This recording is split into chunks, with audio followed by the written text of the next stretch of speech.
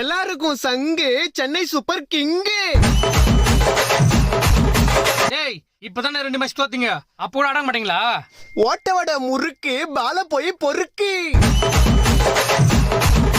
ஓரமா போய் நில்லு, எங்க பார்த்தாலும் எல்லோ.